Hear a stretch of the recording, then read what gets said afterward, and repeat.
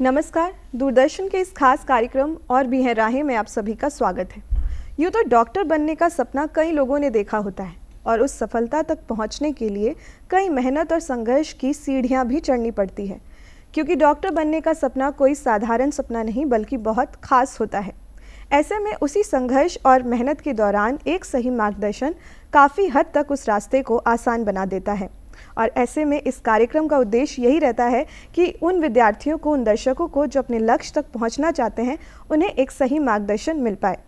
इसी को ध्यान में रखते हुए आज के अंक में हम बात करेंगे आयुर्वेद के विषय में, जिस पर चर्चा करने के लिए हमारे साथ हमारे स्टूडियो में मौजूद हैं SRT Ayurveda college and hospital से डिपार्टमेंट ऑफ काया चिकित्सा के assistant professor doctor Vivek Sharma, जिनसे हम बात करेंगे और जानेंगे कि आयुर्वेद के क्षेत्र में करियर की क्या संभावनाएं हो सकती हैं। तो चलिए उनसे बात करते हैं।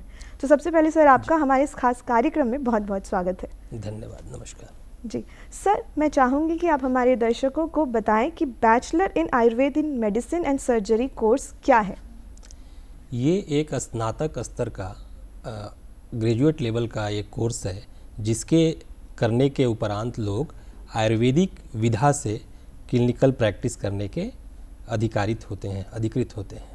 जी, तो सर इसके मतलब मैं चाहूँगी कि आप थोड़ा विस्तार पूर्वक इस कोर्स के बारे में बताएं, इसके सब्जेक्ट्स क्या क्या होते हैं और क्या है इस कोर्स में, किस तरह की पढ़ाई होती है। ये आयुर्वेद की पढ़ाई है। जैसा कि सामान्य लोग जानते हैं कि आयुर्वेद अपना अथर्ववेद का उपवेद है जी। और इसमें चिकित्सा का सनातन विधा है। आयुर्वेद चिकित्सा की वैदिक विधा है, सनातन विधा है। वर्तमान परिप्रेक्ष्य में समय के हिसाब से इसको integrated approach, modern medicine, modern संदर्भ में इसको सिलेबस का निर्माण किया गया, ये ध्यान में रखते हुए कि इसके एंशियंट जो क्लासिकल मेथड्स है उसको छोड़ा नहीं जाए, उसको टच के साथ किया जाए। तो आयुर्वेद के लिए कुल 14 विभाग हैं। इसमें स्नातक स्तर में लोगों को पढ़ना होता है। वर्तमान में इसको तीन प्रोफेशन में, प्रथम व्यावसायिक, द्वितीय व्यावसायिक और तृतीय व्यावसायिक, ऐसे 18 महीने का कोर्स को बनाया गया है। और ये 4.5 साल का एक पाठ्यक्रम होता है और इसमें 1 साल रोटेटरी इंटर्नशिप बोलते हैं इसको, जो अनिवार्य अंग होता है, प्रशिक्षण का वो अंग होता है पढ़ाई पूर्ण करने के पश्चात। तो इन 18 महीने में पहले माह में कुल 5 पेपर, दूसरे व्यावसायिक में 6 पेपर और अंतिम व्यावसायिक में 9 पेपर होते हैं। तो कुल 14 विभाग में पहले साल इसमें संस्कृत और आयुर्वेद का इतिहास पढ़ाया जाता है, क्योंकि चूंकि ये वेद से आया है तो संस्कृत के बिना आयुर्वेद को नहीं समझा जा सकता। तो इसमें आयुर्वेद का इतिहास, कि आयुर्वेद का अवतरण कैसा, क्योंकि ये सनातन विधा है और देवों से हमारे पृथ्वी पर इसका अवतरण हुआ है, ये सारे विषयों को उसमें रखा जाता है। फिर पदार्थ विज्ञान पढ़ाया जाता है, चूँकि ये त्रिदोषात्मक आयुर्वेद होता है और पंच महाभौतिक स्वरूप होता है इसमें। तो पदार्थ, मैटर साइंस जिसको कहते हैं, ये एक उसके बारे में, पंच महाभूत हैं उसके बारे में पदार्थ विज्ञान के अंतर्गत इसके बारे में बताया जाता है। और हमारे संहिता, जैसा कि जानते हैं कि वेदों से आया है और ये सबने सुना है चरक का, सुश्रुत का नाम, वांगभट्ट का नाम, इन महर्षियों ने संहिताएं लिखी थी वेदों में। तो उसमें संहिताओं के बारे में अध्ययन कराया जाता है इसमें। और ये संहिता अध्ययन हर साल, हर व्यावसायिक में कुछ पार्ट्स के रूप में, प्रथम व्यावसायिक, द्वितीय व्यावसायिक और अंतिम व्यावसायिक में इसको पढ़ाते हैं। उसके बाद शरीर क्रिया और शरीर रचना, जिसको एनाटॉमी और फिजियोलॉजी मॉडर्न मेडिसिन में कहते हैं, हर जगह पढ़ाया जाता है। ये बहुत आवश्यक, चिकित्सा विधा के लिए बहुत आवश्यक अंग है ये शिक्षा का, ये पढ़ाते हैं हम। फिर जब ये पहले प्रोफेशन में हुआ, द्वितीय प्रोफेशन में हम लोग अब मेडिसिन के बारे में बताते हैं। जैसे आयुर्वेद का सोर्स मेडिसिनल प्लांट है, जड़ी बूटियां हैं, तो एक द्रव्य गुण विज्ञान जो मेटेरिया मेडिका मेडिसिनल प्लांट के बारे में बताते हैं। आयुर्वेद में औषधियों का एक स्रोत खनिज लवण भी होता है, मिनरल प्रिपरेशन, जिसे भस्मास वगैरह कहते हैं। तो इसके लिए रस शास्त्र को पढ़ाते हैं हम। और ये कंपाउंड्स, दवाई कैसे बनती हैं, जैसे अवलेह च्यवनप्राश का नाम आपने सुना होगा, बहुत सारे सिरप हैं, ये आशव, अवलेह, अरिस्ट, ये कैसे बनाते हैं दवा, इसके बारे में भेषज कल्पना, तो रस शास्त्र एवं भेषज कल्पना में बताते हैं। फिर एक डायग्नोसिस, डिजीज को समझने के लिए रोग विकृति विज्ञान, जिसे पैथोलॉजी कहते हैं, तो ये डायग्नोसिस क्या है और उसका पैथोलॉजी क्या है, ये रोग विकृति विज्ञान के अंतर्गत आता है। फिर टॉक्सिकोलॉजी, मॉडर्न मेडिसिन में भी टॉक्सिकोलॉजी है, और मेडिकल ज्यूरिस्प्रूडेंस, कुछ रूल्स होते हैं तो उन लॉ को बताया जाता है, क्लिनिकल टॉक्सिकोलॉजी और मेडिकल जूरिस्प्रूडेंस जो हमारे यहाँ अगत तंत्र के नाम से और विधि वैदक के नाम से जाना जाता है, ये आपको द्वितीय सत्र में पढ़ाते हैं। अंतिम वर्ष में क्लिनिकल पार्ट्स पढ़ाते हैं, जिसमें काय चिकित्सा, इंटरनल मेडिसिन हुआ, मानस रोग के बारे में जी साइकियाट्री है उसके बारे में बताते हैं, फिर रिप्रोडक्टिव हेल्थ के बारे में बताते हैं, उसके बाद रिजुविनेशन रसायन बोलते हैं ये चीज़ पढ़ाते हैं। फिर शल्य तंत्र है, शल्य में सर्जरी है, शलाक में ENT, हेड और डेंटिस्ट्री है, तित के बारे में बताते हैं। फिर ओप्स एंड गाइनिंग है जिसको प्रसूति और स्त्री रोग कहते हैं, बच्चों के बारे में कौमार भृत बताते हैं। इमरजेंसी मेडिकल अभी रिसेंटली ऐड हुआ है, पहले नहीं था, अभी NCISM ने इसको नया दिया है कि जो इमरजेंसी में कोई समस्या आती है, आपातकालीन स्थिति को कैसे मैनेज करेंगे, इसके लिए एक अलग से पेपर दिया गया है। और फिर रिसर्च, मेडिकल मतलब रिसर्च मेथोडोलॉजी और मेडिकल एस्थेटिक्स, किसी भी रिसर्च के लिए ज़रूरी होता है कि एस्थेटिकल एनालिसिस उसका होना चाहिए। रिसर्च जो कर रहे हैं, जो डाटाज आ रहा है, उसके एनालिसिस के क्या तरीके हैं और तरीके, रिसर्च के तरीके क्या हैं। इस तरह से ये 14 विभाग मिलाकर और ये कोर्स बनाया गया है। 20 पत्र होते हैं और ये पूरा पढ़ना होता है, जिसके कंप्लीट के बाद ये आयुर्वेद की कोर्स पूरी होती है। जी, मतलब कि पूरी तरीके से इस कोर्स में पूरी तरीके से विद्यार्थियों को तैयार किया जाता है हर रूप से और हर क्षेत्र को, ताकि वो कवर करें। जी सर, मैं चाहूँगी कि आप हमारे दर्शकों को बताएं कि इसमें एनरोल करने के लिए एलिजिबिलिटी क्राइटेरिया क्या होनी चाहिए। इसमें एलिजिबिलिटी क्राइटेरिया है कि 12वीं पास होना चाहिए साइंस बैकग्राउंड से, साइंस में भी स्पेशली बायोलॉजी होना चाहिए उसका, फिजिक्स, केमिस्ट्री, बायोलॉजी। और जनरल कैटेगरी के स्टूडेंट के लिए 50% मार्क्स होना चाहिए और OBC, SC, ST category 40% aggregate marks के साथ पास होने चाहिए। और PWD मतलब पर्सन विथ डिसेबिलिटी, इसमें भी 2 कैटेगरी किया गया है। एक जनरल कैटेगरी वाले के लिए न्यूनतम मार्क्स की अर्हता 45% है और कैटेगरी वालों के लिए 40% है। मतलब ये जो 12th क्लास में biology background, physics, chemistry, bio के साथ ये जो मार्क्स की अर्हता है वो जो फुलफिल करता है, वो नीट एक परीक्षा होती है, national eligibility cum entrance test होता है, जो पूरे मेडिकल के किसी भी विधा के लिए एक ही परीक्षा भारत सरकार कंडक्ट कर रही है पिछले कुछ सालों से, और उसी से लोग इस विधा में भी जाते हैं। जो जिसका जो चॉइस होता है, जिसका जो जैसे रैंक आता है, उसके माध्यम से वो आयुर्वेद में सिलेक्शन होता है। जी, तो सर इसमें अगर जैसे कोई जाना चाहता है इसमें, अब हम लोग चाहते हैं कि अगर एडमिशन ले तो वो कॉस्ट इफेक्टिव भी हो, तो कहीं ना कहीं तो आमतौर पर इसके फीस स्ट्रक्चर्स क्या हो सकते हैं? देखिए, सरकारी विद्यालय में, महाविद्यालयों में तो बहुत ही नॉमिनल फ़ी है, और बल्कि वहाँ तो स्टाइपन भी, जब बच्चे पढ़ाई पूर्ण करते हैं, 4.5 साल का शैक्षणिक एकेडमिक पूर्ण करते हैं और इंटर्नशिप पे जाते हैं, तो उन्हें मानदेय भी मिलता है, क्योंकि उस समय हॉस्पिटल में उनकी ड्यूटी लगती है 1 साल।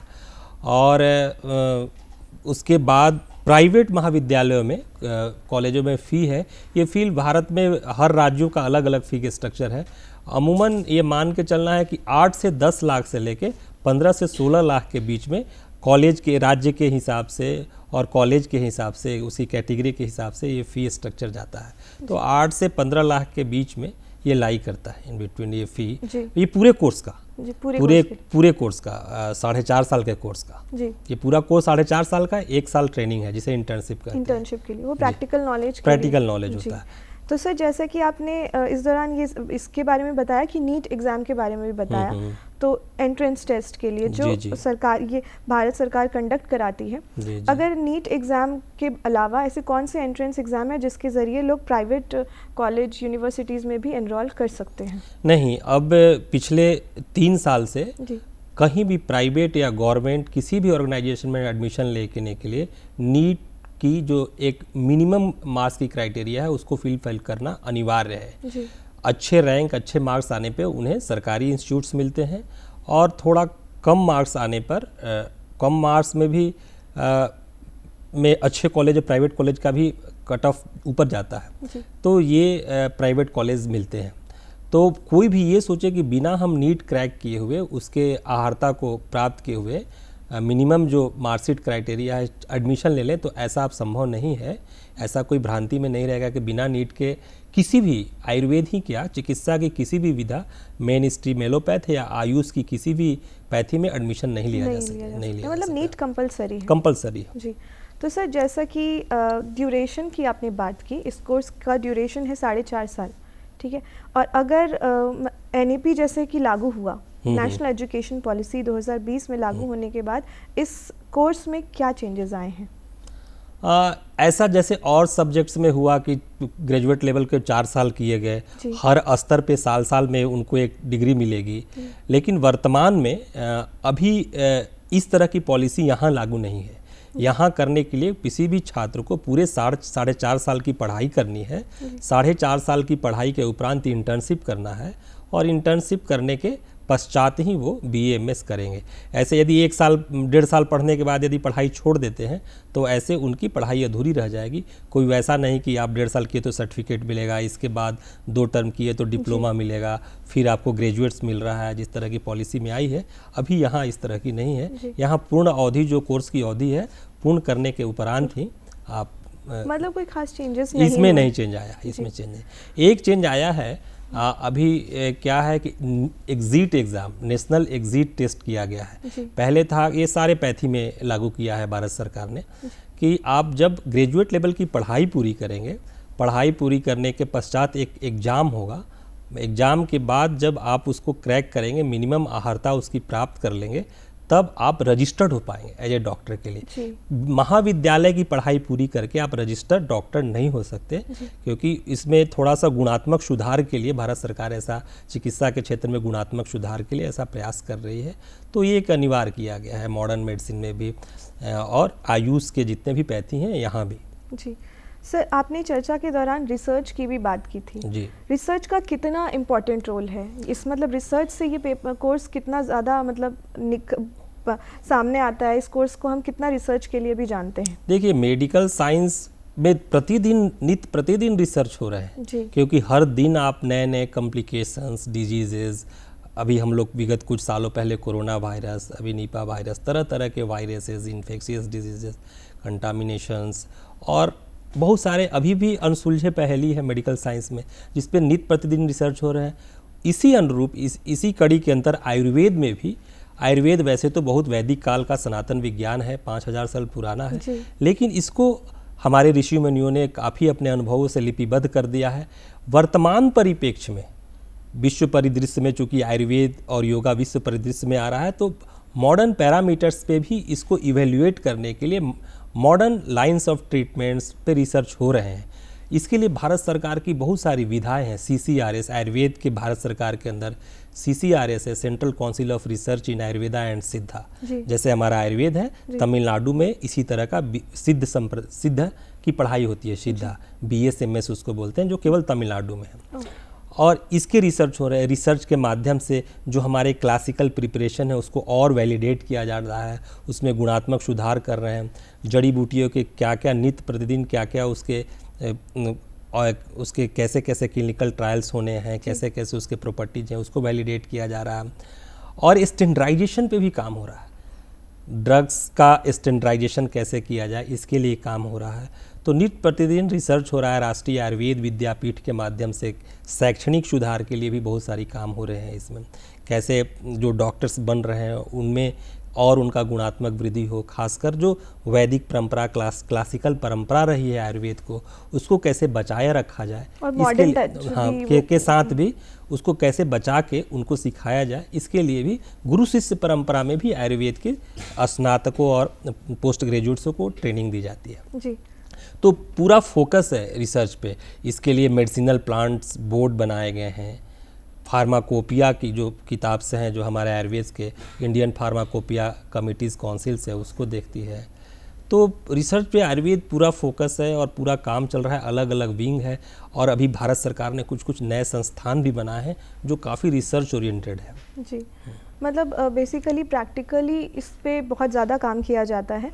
और सर, जैसे मैं जानना चाहूँगी कि अब क्योंकि हम लोग bachelor in Ayurvedic medicine and surgery की बात कर रहे हैं, तो सर्जरी का क्या रोल है, कितना इम्पोर्टेंट रोल है? क्योंकि जैसा कि हम जानते आ रहे हैं कि आयुर्वेदिक मतलब जैसा कि आपने कहा कि 5000 साल पुराना है ये, और लोग एक आयुर्वेदिक तरीके से उसका इलाज करते आ रहे हैं, जो कि प्लांट बेस्ड ज़्यादा रहता है, ये सब चीज़ें रहती है। तो इसमें सर्जरी का कितना इम्पोर्टेंट रोल है? आपको मैं बताऊं कि सर्जरी की ओरिजिनेशन पूरे मॉडर्न मेडिसिन साइंस का भी जो आधार है वो आयुर्वेद ही है। जी आयुर्वेद में दो संप्रदाय हुआ करती थी चिकित्सा के, एक चिकित्सकों का जिसे अग्निवेश संप्रदाय कहते हैं, और दूसरा धन्वंतरी संप्रदाय जो सर्जनों का समुदाय जिसके सुश्रुत आए, और अग्निवेश संप्रदाय में चरक आए जो काय चिकित्सा, मेडिसिनल प्लांट और औषधि प्रधान चिकित्सा थी। सर्जरी प्रधान चिकित्सा हमारे सनातन काल में आपने देखा होगा कि भगवान गणेश जिनका अंग प्रत्यारोपण हुआ, सिर कट गया, ये सब आयुर्वेद की देन थी, वो विधा थी आयुर्वेद की। बहुत समय बाद जो ब्रेन की सर्जरी हुई सबसे पहले आयुर्वेद में हुई। अंग का प्रत्यारोपण से लेके भग्न तक, और खासकर जो जितने आपके शस्त्र हैं, मतलब जितने इंस्ट्रूमेंट हैं, इस आचार्य सुश्रुत ने अपने सुश्रुत संहिता में सबका वर्णन किया था, और वहीं से इसको थोड़ा सा स्टैंडर्डाइज किया मॉडर्न मेडिसिन से। तो आयुर्वेद में सर्जरी बहुत ही व्यापक और विकसित थी, जिसको लोगों ने थोड़ा सा वैलिडेट और रिसर्च के द्वारा और उसको सुपरफाइन किया और एक्सट्रीम किया।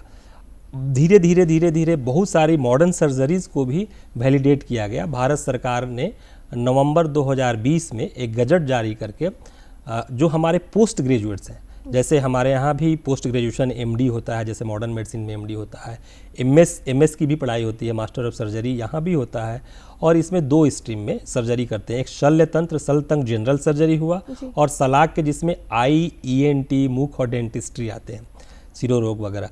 तो इसकी सर्जरी के लिए इस तरह की 58 सर्जरीज नाम के साथ गजट्स में बताया है भारत सरकार ने, जिसमें 39 जनरल सर्जरी और 19 IENT के लिए, जैसे कैटरेक्ट की बहुत सारी सर्जरी, फेको सर्जरी से लेके SICS से लेके टॉन्सिलेक्टोमी से लेके, और जनरल सर्जरी में आपको अपेंडिसाइटिस हुआ, गॉल ब्लाडर स्टोन्स हुआ, जनरल एब्सेस हुआ, बहुत सारी चीज़, फिस्टुला पाइल्स की सर्जरी। हमारी आयुर्वेद की अपनी विधा थी सर्जरी में क्षार कर्म एक बहुत ही स्पेशलाइज विधा है, खासकर हीमोरॉइड्स, जो फिस्टुला पाइल्स फीसर्स की समस्या होती है, उसमें एक अल्कली थ्रेड से उसको बाइंड करके इसको ठीक करते हैं, जो बहुत ही विकसित है और बहुत सफल भी है। इस तरह की समस्याओं के मॉडर्न सर्जरी से ज़्यादा सक्सेसफुल है। अग्निकर्म, मर्म चिकित्सा, ये हमारे वैदिक परंपरा रही है चिकित्सा की, और जो मॉडर्न सर्जरी जितनी ज़रूरत है, जैसे एक्सीडेंटल केस में इंसिजन करना है, डिलीवरी कराना, सारा कुछ, मतलब 58 तरह का ऐसे, इस तरह से भारत सरकार ने, मेरे पास है एक गजट जारी किया है, इस गजट में कुल 58 तरह की सर्जरीज हैं जिनको किया गया है। लंबा लिस्ट है, इसको मैं इस कार्यक्रम में बताना शायद समय ज़्यादा लगेगा, लेकिन समझिए कि सामान्य तरह की सारी सर्जरी करने के लिए, लेकिन पोस्ट ग्रेजुएशन के बाद, इन सारी सर्जरियों के पश्चात भी एक रूल है कि मतलब उसमें निपुणता होनी चाहिए। ऐसा नहीं है कि या मॉडर्न मेडिसिन हो चाहे आयुर्वेद की सर्जरी हो, यदि हम पूरे कौशल नहीं है, प्रवीणता नहीं है, हमारा कौशल नहीं है सर्जरी में, तो वो एक लीगल मैटर बनता है। इसलिए चाहे आयुर्वेद हो या मॉडर्न मेडिसिन हो, जो भी सर्जरी बताया गया है वो निपुणता से करना है, और करने के बाद यहाँ भी लोग सर्जरी कर रहे हैं पोस्ट ग्रेजुएशन के बाद, पोस्ट ग्रेजुएशन के बाद। उससे पहले BA MS जो करते हैं सर्जरी, जैसे कहा ना, तो नॉर्मल चीज़ जैसे सूचर करना, सूचरिंग करना, एक्सीडेंट्स को वुंड एब्सेस से लिए इंजरिंग करना, और ये सामान्य सर्जरी करते हैं। खासकर बड़े बड़े सर्जरी का वो अलाउड नहीं रहता, छोटी मोटी सर्जरी कर सकते हैं जी। तो सर, जैसे कि आगे ये तो क्वालिफिकेशंस की बात हो गई, अब क्योंकि हम करियर के बारे में बात कर रहे हैं, तो हमारे दर्शक ये जानना ज़रूर चाहेंगे कि इस कोर्स को करने के बाद आगे लाइफ में करियर की क्या क्या अपॉर्चुनिटीज़ हो सकती हैं, जॉब अपॉर्चुनिटीज़ वगैरह? जी, देखिए, आयुर्वेद में कैरियर की संभावना पहले भी अच्छा था, और आज तो और ज़्यादा अच्छा हुआ, क्योंकि आजकल इतना आदमी भौतिकवादी युग में स्ट्रेस रिलेटेड रहता है। तो आयुर्वेद जो विज्ञान ही है, वो विज्ञान स्वास्थ्य स्वास्थ्य रक्षणम आतुरस्य विकार प्रशमनम च, ये प्रयोजन इसका मोटो है। मतलब कि स्वस्थ व्यक्ति को कैसे, हेल्दी लाइफ को कैसे प्रमोट किया जाए, प्रोलॉन्ग किया जाए, और जो इलनेस, जो डिजीज़ वाले प्रॉब्लम्स को कैसे रिजॉल्व किया जाए, इसके बारे में इसमें चिंतन है। तो हेल्दी लाइफ को मेंटेन करने के लिए, क्योंकि लाइफ स्टाइल डिसऑर्डर ज़्यादा हो रहे बिल्कुल। हैं, जिस तरह से हम रह रहे हैं, खासकर अपार्टमेंट की संस्कृति, भौतिकवादी, आपाधापी, तो हम लोग काफ़ी स्ट्रेस में रह रहे हैं। तो स्ट्रेस को प्रॉब्लम्स के लिए या लाइफ स्टाइल्स प्रॉब्लम्स के लिए लोग अब आयुर्वेद की तरफ देख रहे हैं। आयुर्वेद और योगा एक बहुत बेहतर ऑप्शन बनते जा रहा है। और आयुर्वेद की जो चिकित्सा पद्धति है वो केवल व्याधि के मेडिकेशन थेरापी तक नहीं है जी। वो कारण के कॉजेटिव फैक्टर के रूट में जाके और हमारा बेस्ड त्रिदोषात्मक बेस्ड होता है आयुर्वेदिक ट्रीटमेंट का, वात पित्त कफ 3 दोष पे आधारित होता है। और इन चीज़ों पर को ध्यान में रखते हुए हर इंडिविजुअल्स की एक अलग नेचर्स होती है और नेचर के हिसाब से उसके प्रॉब्लम्स को, जो इम्बैलेंसमेंट होता है दोषास का, उसको बैलेंस करने के लिए पंचकर्म थेरापी है। जी जी। जिसको आपने देखा होगा आजकल अभ्यंगम, जिसको लेमन लैंग्वेज में मसाज कहते हैं, शिरोधारा बड़ा फैसिनेटिंग आजकल हो गया है, लोग इसको देखते हैं। ये पंचकर्म आयुर्वेद की शोधन चिकित्सा है जी। मतलब मेडिकेशन से पहले आप कैसे दोषा को बैलेंस करते हैं, पंचकर्म के द्वारा करते हैं। और इसमें बहुत कैरियर अपॉर्चुनिटी इसमें बहुत अच्छी है, खासकर हमारे दक्षिण के राज्यों में, केरला हुआ, कर्नाटका हुआ, वहाँ काफ़ी फ्लोरिश कर रहा है, महाराष्ट्र वगैरह में। तो ये पंचकर्म के क्षेत्र में बहुत अच्छा कैरियर है। दूसरा, आयुर्वेद, चूँकि लोग आजकल देख रहे हैं कि रोग प्रतिरोधक क्षमता की कमी के कारण बहुत सारी व्याधियाँ हो रही है जी। और इसके लिए एक बहुत ही अच्छा अल्टरनेटिव कोरोना काल में पूरे विश्व ने देखा कि जो क्रिटिसाइज भी करते थे हर्बल मेडिसिन्स को, तरह तरह की बातों में करते थे कि आयुर्वेद जादू टोना का चिकित्सा है, क्या है, पूरे WHO ने इसको वैलिडेट किया, समझा कोरोना के दौरान कोरोना के दौरान। और ये समझ में आया कि हमारा इंटरनल इम्यूनिटी, हमारे रहन सहन, खान पान, जहाँ हमारे यहाँ आहार विहार की चर्चा है आयुर्वेद में, और जो हर्बल मेडिसिन्स हैं जिसके साइड इफ़ेक्ट्स बहुत कम होते हैं रिलेटिवली और पॉजिटिव साइड इफ़ेक्ट्स होते हैं, इसके सेवन करके हम और बहुत अच्छा कर सकते हैं। तो आयुर्वेद के क्षेत्र में बहुत ही सुनहरा कैरियर है लोगों को और अच्छा कर सकते हैं, बशर्ते वो आयुर्वेद को मूल चीज़ को समझे, पढ़ें। जी। आज एक अवधारणा हो जाती है कि कम मार्क्स वाले लोग आयुर्वेद में जाते हैं तो एक दुर्भावना से ग्रसित रहते हैं कि मेरा मार्क्स कम आया, हम सबकी एक रहती है कि मैं मॉडर्न मेडिसिन की तरफ ज़्यादा जाऊं। लेकिन पूरे मनोयोग से आयुर्वेद का अध्ययन करेंगे, वो उसको समझेंगे, तो निश्चय ही बहुत ही बेहतरीन कैरियर है। और अब तो भारत सरकार ने इसको इंटीग्रेटिव अप्रोच में भी लाया है, जो क्लासिकल मेथडोलॉजी के साथ साथ मॉडर्न टेक्निक्स को भी इसमें इनकॉर्पोरेट किया गया है। तो आप हर तरह से अच्छा कर सकते हैं और अपना धन, प्रतिष्ठा, इज्जत सब प्राप्त किया जा सकता है।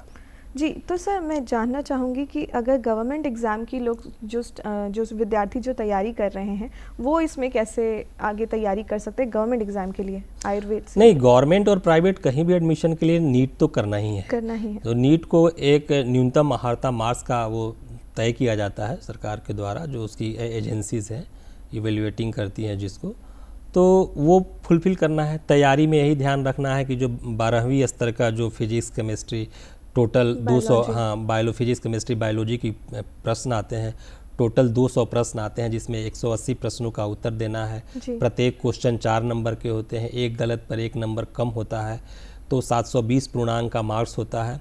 और सब में आपको यही ध्यान रखना है कि अच्छा से पढ़ाई करें और अच्छा से क्वेश्चंस का आंसर दें और न्यूनतम अर्हता जो इसके हैं उसको ला के आप फिर जो काउंसलिंग का प्रोसेस है, उस काउंसलिंग, स्टेट की काउंसलिंग, सेंट्रल काउंसलिंग अलग होती है, स्टेट काउंसलिंग अलग होती है, उस काउंसलिंग में पार्टिसिपेट करके आप इनरोल हो सकते हैं इस कोर्स में।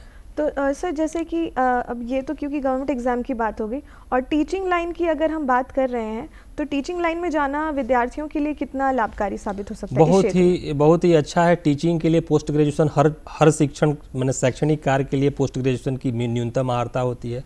आयुर्वेद में भी है, उसके लिए आप पोस्ट ग्रेजुएट का एक एग्ज़ाम होता है, all India Ayush post graduate entrance exam, उस पर पार्टिसिपेट करके उसमें जो न्यूनतम कट ऑफ मार्क्स लाना होता है वो आप ला के, जो आपकी काउंसलिंग में आपको इंस्टीट्यूट्स ऑप्ट करते हैं, जो सब्जेक्ट ऑप्ट होते हैं, आप उसमें एडमिशन लें। उसमें एडमिशन लेने के बाद फिर एक नेशनल टीचर एलिजिबिलिटी टेस्ट होता है। नेट नहीं, वो NTET बोलते हैं इसको, नया इंट्रोड्यूस हुआ इसी वर्ष, अभी नवंबर में एग्जाम हुआ और दिसंबर में उसका आया है पहला। वो national council of Indian medicine ने शैक्षणिक स्तर को ठीक करने के लिए अच्छे शिक्षक आए, पढ़ाई के बाद भी, जैसे मैंने बताया ना कि BAMS पढ़ाई के बाद रजिस्टर्ड डॉक्टर बनने के लिए भी एक नेशनल एग्जिट टेस्ट होता है, उसके बाद आप रजिस्टर्ड डॉक्टर हो सकते हैं। उसी तरह पोस्ट ग्रेजुएशन करने के बाद भी टीचर बनने के लिए नेशनल टीचर एलिजिबिलिटी टेस्ट आपको क्रैक करना पड़ेगा, उसमें क्वालिफाई करना पड़ेगा। उसके बाद वो एलिजिबिलिटी सर्टिफिकेट मिलता है आपको, उसके आधार पर किसी भी आप एकेडमिक इंस्टीट्यूट में जो आयुर्वेदिक शिक्षण संस्थान है वहाँ आप टीचर बन सकते हैं। टीचर बनने से पोस्ट ग्रेजुएशन के बाद आपको रिसर्च की भी एक अपॉर्चुनिटी मिलती है। आप नए मेडिसिन्स, नए फॉर्मुलेशंस, बहुत सारे चैलेंजिंग जो बीमारियां हैं आजकल उस पर काम कर सकते हैं आप। तो ये अवसर बढ़ जाता है आदमी के लिए और योग्यता भी बढ़ती है। पोस्ट ग्रेजुएशन करने से अपना शैक्षणिक योग्यता भी बढ़ती है। बिल्कुल सर, तो जैसे कि इसमें और क्या जानने की आवश्यकता है, इसके अलावा और ऐसे कौन कौन से बेस्ट इंस्टीट्यूट हैं विद्यार्थियों के लिए जहां वो आयुर्वेद की पढ़ाई और ये कोर्स कर सकते हैं? अभी भारत सरकार ने recently all India institute of medical science के तर्ज पे आयुर्वेद में भी अखिल भारतीय आयुर्वेद संस्थान शुरू किया है। पिछले 4 वर्ष पूर्व से दिल्ली में शुरू हुआ है और उसका एक नोडल सेंटर गोवा में भी खुला है, जो बहुत अति आधुनिक ढंग से उसको बनाया गया है। इंटीग्रेटिव अप्रोच में ट्रीटमेंट हुआ है उसमें। बहुत पहले से भी गुजरात आयुर्वेद यूनिवर्सिटी जामनगर बहुत ही अच्छा यूनिवर्सिटी माना जाता है।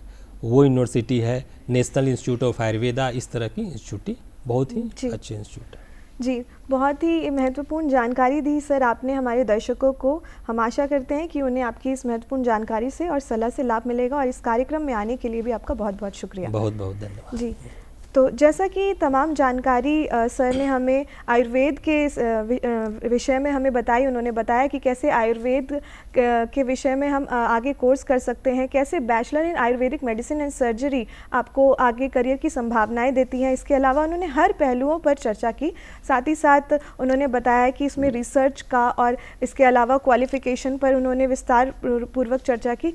और आशा करते हैं कि आप सभी को उनकी इस जानकारी से, इस सलाह से लाभ मिलेगा और जिन विद्यार्थियों को आयुर्वेद में अपना करियर बनाना है और उनके मन में कोई सवाल है, कोई दुविधा है, उनको भी उनके सवालों के जवाब मिल पाए होंगे।